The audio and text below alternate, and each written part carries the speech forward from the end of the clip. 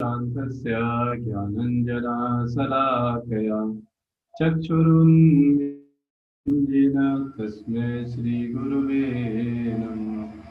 श्रीचैतन्यमनोभीष्टं स्थापितं येन भूतले स्वयं रूपः कदा मह्यं ददाति स्वयं पदान्तिकं। वन्देऽहं श्रीगुरो श्रीयुतपदकमलं श्रीगुरुन् वैष्णवांश्च श्रीरूपं साग्रजातं सहिगणरघुनाथवितं तं सजीवं साद्वैतं सावधूतं परिजनसहितं कृष्णचैतन्यदेवं श्रीराधाकृष्णपादान् सहिगणललिता श्रीविशाखान्वितांश्च। हे कृष्ण करुणा सिंधु दीनबंधु जगत्पते गोपीश गोपिका कांत राधाकांत नमोस्तुते। तप्त कांचन गौरांगी राधे वृंदावनेश्वरी वृषभानुसुते देवी प्रणमामि हरिप्रिये। वाञ्छाकल्पतरुभ्यश्च कृपा सिन्धुभ्यैव च पतितानां पावनेभ्यो वैष्णवेभ्यो नमो नमः। जय श्री कृष्ण चैतन्य प्रभु नित्यानंद श्री अद्वैत गदाधर श्रीवासादि गौरभक्तवृंद। हरे कृष्णा कृष्ण कृष्ण हरे हरे, हरे राम राम राम हरे हरे। हरे कृष्ण। तो आज हम आपका हार्दिक स्वागत। और आज हम डिस्कस करने वाले हैं भगवद गीता के सेकंड चैप्टर के 23rd वर्ष पर, और नेचर ऑफ द सोल के बारे में डिस्कस करेंगे। और लास्ट में हम डिस्कस करेंगे कि आध्यात्मिक जो संसार है, आध्यात्मिक जो जगत है, यहाँ पर हमको जाना है, उसके बारे में भी जानेंगे। तो आइए आज के श्लोक को हम पढ़ते हैं। नैनम छिद्रन्ति शस्त्राणि नैनम दहति पावका नाचैनं क्लेदयन्त्यापो न शोषयन्ति मारुतः। तो इसमें भगवान आत्मा के बारे में और डीप में बता रहे हैं। क्या बता रहे हैं? यह आत्मा ना तो कभी किसी शस्त्र द्वारा खंड खंड किया जा सकता है, और न अग्नि द्वारा जलाया जा सकता है, न जल द्वारा भिगोया या वायु द्वारा सुखाया जा सकता। तो आप देखेंगे क्यों ऐसा है आत्मा के ऐसा, क्योंकि आप देखते हैं कि अर्थ, वाटर, फायर, एयर और स्पेस, स्पेस को जब प्रोसेस किया जाता है तो एयर जनरेट होती है। तो एयर को स्पेस से ही डिस्ट्रॉय किया जा सकता है, और किसी से नहीं डिस्ट्रॉय किया जा सकता। और एयर, अर्थ, वाटर, फायर, एयर, और एयर से फायर को, मतलब जो छोटा, जो जितना सटल होएगा वो ग्रॉस चीज को नष्ट कर सकता है। प्रिंसिपल ये है। जैसे आप देखते हैं ब्लेड होता है, ब्लेड का धार बहुत नुकीला होता है, तो वो जो हार्ड, जो सटल चीज होती है वो ज्यादा पावरफुल होती है। इसलिए सटल चीज से ग्रॉस चीज को हम नष्ट कर सकते हैं। इसीलिए आप देखो अर्थ, वाटर, अर्थ को डिस्ट्रॉय किया जा सकता है वाटर से, वाटर को फायर से, फायर को एयर से, एयर को स्पेस से। ये और इसी तरीके से फॉर्मेशन होता है इसका, और इसी प्रोसेस में इसको डिस्ट्रॉय किया जा सकता है। इसी तरीके से आप देखेंगे कि जो आग के वेपन होते थे, उनके लिए क्या पानी और हवा से उनको डिस्ट्रॉय किया जा सकता है। तो इस तरीके से काम करते हैं। तो ये आत्मा सबसे सूक्ष्म है, इवन एटम से भी सूक्ष्म है। इसलिए इस आत्मा को कोई भी, क्योंकि एटम भी तो मैटर के बने हुए हैं, पर आत्मा मैटर की नहीं बनी, वो और भी पावरफुल है। इसलिए इस ग्रॉस एलिमेंट से या सटल एलिमेंट से मिली बनकर बनी हुई चीजें इस आत्मा को डिस्ट्रॉय नहीं कर सकती। इसलिए बताया जा रहा है ये आत्मा का क्वालिटीज है, ये आत्मा का नेचर है। आगे क्या बताया जा रहा है, सारे हथियार आप देखो सारे हथियार, तलवार, आग्नेयास्त्र, चाहे एटॉमिक बम हो, उससे भी क्या आग ही तो निकलती है। वर्षा के अस्त्र, चक्रवात आदि आत्मा को मारने में असमर्थ है। शरीर को खत्म कर देंगे, क्योंकि शरीर तो इन्हीं एलिमेंट्स का मिलकर बना है ना, अर्थ वाटर फायर एयर और स्पेस और एटम्स, है कि नहीं। इन ये मैटर कहे जाते हैं क्या, earth water fire air space. ऐसा प्रतीत होता है कि आधुनिक आग्नेयास्त्रों के अतिरिक्त मिट्टी, जल, वायु, आकाश आदि के भी अनेक प्रकार के हथियार होते हैं।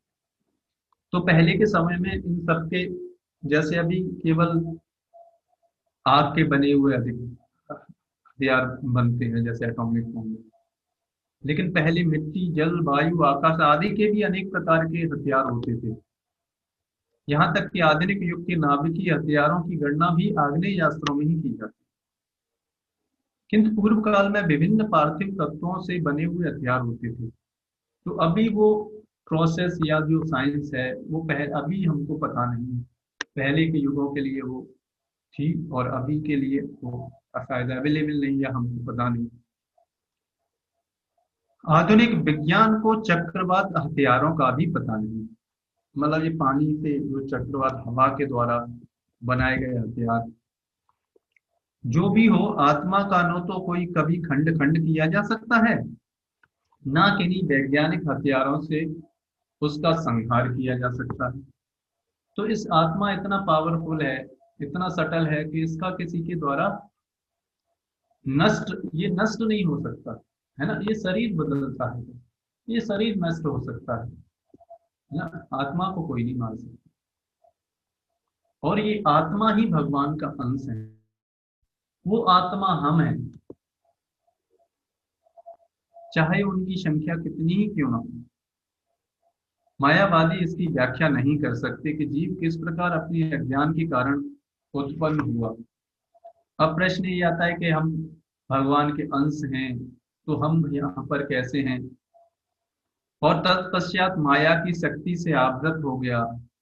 मतलब कैसे हम माया के अंडर में आ गए, कैसे हम आत्मा है तो हम यहाँ पर कैसे आ गए, हमको ये शरीर कैसे मिल गया, भौतिक शरीर। नहीं, आदि परमात्मा से जीवों जीवों को विलग कर पाना संभव है। जब हमारा भगवान के प्रति प्रेम है, भगवान के धाम में प्रेम था, तो वहां से कैसे हम यहाँ पर आ गए। प्रत्युत सारे जीव परमात्मा से विलग हुए अंश हैं, क्योंकि वे सनातन अणु आत्मा है। और भगवत गीता में भी भगवान बोलते ममे वांसो जीव लोके जीवभूता सनातना, कि हम सब आत्मा भगवान की अंश है। अतः माया द्वारा आवृत होने की उनकी प्रवृत्ति स्वाभाविक है। क्यों स्वाभाविक है, क्योंकि हम अणु हैं, बहुत छोटे हैं, भगवान विभु हैं। इसलिए हमारा हमारा क्या स्वभाव है, हम चाहें तो भगवान की इच्छा के अनुसार सेवा कर सकते हैं, चाहें तो हम भगवान से दूर रह के अपने अनुसार सेवा कर सकते हैं। ये फ्री विल भगवान ने दे रखा है, ये आत्मा का फ्री विल छोटा सा है। अब इसका वो मिसयूज कर सकता है, चाहे उसका सदुपयोग कर सकता है। सदुपयोग जब हम करते हैं तो भगवान के धाम में रहते हैं, और उसका दुरुपयोग करते हैं तो हम यहाँ पर आ जाते हैं। जिस तरीके से मान लो कोई व्यक्ति सोसाइटी में अपनी स्वेच्छा से क्राइम करे, तो वो जेल में जा सकता है, और सभ्यता से इस देश के नियमों का पालन करे तो वो सोसाइटी में रह सकता है। उसी तरीके से हमारे साथ, यद्यपि इन दोनों के गुण समान हैं, भगवान और आत्मा के गुण समान है, लेकिन परिमाण में भिन्नता है। जिस तरीके से समुद्र का पानी नमकीन कौन होता है, उसकी एक बूंद भी नमकीन होती है, बट क्वांटिटी में समुद्र और उसकी एक बूंद का कोई तुलना नहीं किया जा सकता। उसी तरीके से भगवान उस समुद्र की तरह, हम समुद्र की एक बूंद की तरह। वराह पुराण में जीवों को परमात्मा का भिन्न अंश कहा गया है। भगवत गीता के अनुसार भी वे शाश्वत रूप से ऐसे ही हैं। अतः मोह से मुक्त होकर भी जीव पृथक अस्तित्व रखता है। जैसा कि कृष्ण द्वारा अर्जुन को दिए गए उपदेशों से स्पष्ट है, अर्जुन कृष्ण के उपदेशों के कारण मुक्त तो हो गए, किंतु कभी भी कृष्ण से एकाकार नहीं हुए। तो वो कृष्ण से मिले नहीं, मर्ज नहीं होते, हमारा आइडेंटिटी हमेशा रहता है। भगवान के साथ हम सेवा करते हैं वहां पर, भगवान के धाम में। भगवान के धाम में जाना, मर्ज होना, कोई व्यक्ति क्या गलत समझ लेता है। मान लो हरे रंग का कोई पेड़ है ना, वहाँ उस पर हरे रंग का तोता बैठ जाए, तो दूर से कोई व्यक्ति देखे तो लगेगा अरे इसमें तो पत्ती पत्ती है। या फिर तोता जा उसकी आंखों के सामने जा रहा हो और वहाँ पेड़ पे बैठ जाए तो क्या उसे दिखाई नहीं देगा, वो सोचेगा अरे ये पेड़ की पत्तियां ही बन गया तोता है। तो ऐसा नहीं है, लेकिन जब पास जाके देखेंगे तो उसको नजर आएगा कि तोता है वहाँ। उसी तरीके से हम भगवान के अंश हैं और हमेशा एवर एग्जिस्ट करते हैं और हमेशा भगवान की सेवा के लिए बने हैं। और ये आत्मा का इतना क्वालिटी है, इसलिए इस आत्मा को कभी खत्मा नहीं होता, इसलिए इसके बारे में इतनी क्वालिटी डिस्कस कर रहे हैं। तो जब हम, अब आप देखेंगे कि भगवान इस आत्मा के बारे में देखो कितना, इस पूरे सेकंड चैप्टर में आत्मा के बारे में भगवान ने डिटेल में बताया। अब इसको रियलाइज कैसे कर सकते हैं, है ना, ये तो रहा ज्ञान। ज्ञान तो आप पुस्तक पढ़ के भी आप ले सकते हो, है कि नहीं, और किसी का लेक्चर सुन के आप समझ सकते हो कि कोई भी बता सकता है हम ये शरीर नहीं, हम ये आत्मा है। लेकिन इस ज्ञान को रियलाइज, मतलब विज्ञान कैसे इसका होगा, रियलाइजेशन कैसे होगा। रियलाइजेशन जब होता है जब हम प्रामाणिक गुरु के मार्गदर्शन में सेवा करते हैं भगवान की, तब फिर हमको रियलाइजेशन इसका धीरे धीरे करके हो पाता है कि हम ये शरीर नहीं है, हम ये आत्मा है ना। वैसे रियलाइजेशन नहीं हो सकता, यही तरीका है ना। जिस तरीके से आप कोई एक्सपेरिमेंट करते हो, है ना, कोई एक्सपेरिमेंट करते हो जिससे पता लगता है नहीं, उसकी प्रॉपर्टीज के बारे में रियलाइजेशन उसका, है कि नहीं। तो वो पूरा एपरेटस आपको पहले बनाना पड़ेगा, उस एपरेटस को कैसे संचालित करना है वो जानना पड़ेगा, तब वो रिजल्ट आता है उस एक्सपेरिमेंट, है ना। उसी तरीके से हमें ये रियलाइज करना है आत्मा की नेचर, आत्मा को रियलाइज करना है हम ये शरीर नहीं, हम ये आत्मा है। तो ये एक्सपेरिमेंट है। क्या है एक्सपेरिमेंट? वो है प्रामाणिक गुरु के मार्गदर्शन में रह के उनकी सेवा करना, भगवान की सेवा करना, उनके बताए गए नियमों के अनुसार भक्ति करना। ये जब हम करना प्रारंभ करते हैं तब ये जो विज्ञान, जो भगवतीता का ज्ञान है वो रियलाइज होता है। ऐसे रियलाइज नहीं होता है नहीं। वैसे तो थ्योरेटिकल नॉलेज तो आप सब पढ़ लेते हैं कि नहीं, बट जब ये थ्योरेटिकल नॉलेज प्रैक्टिकल फॉर्म में हमारे चरित्र में जाती है तब हम समझ पाते हैं कि we are not this body, we are the soul. तो इसके लिए हमको क्या करना पड़ेगा? We have to just render the service unto the bona fide spiritual master, under the guidance of the bona fide master। ये तरीका है, और कोई तरीका इस संसार में नहीं है। हाँ, हम सोचें कि कोई इससे भी कोई, क्या हम ऐसे ही रियलाइज नहीं कर सकते? तो नहीं, और कोई ऐसे तरीका नहीं है इसको रियलाइज करने का। केवल ये एकमात्र तरीका है जिसके माध्यम से हम इस ज्ञान को, जो कि भगवत गीता का जो ज्ञान है, इसको हम रियलाइज कर सकते हैं। तो उसके लिए हम क्या करें? यही है जो साधना प्रॉपर बताई जाती है। सुबह उठ के अपना जप करें, जो भी आपके लिए प्रेस्क्राइब किया गया है। फिर धीरे धीरे करके एक स्टैंडर्ड पे आए और भगवान के नामों का जप करें, ये शास्त्रों का अध्ययन करें, और जो भी बताया जाता है वो करेंगे, तब ये रियलाइज होगा।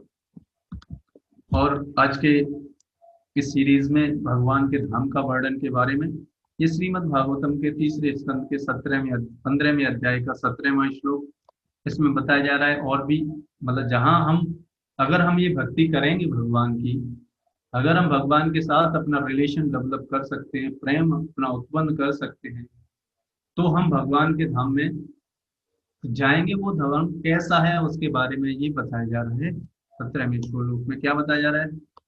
वैमानिका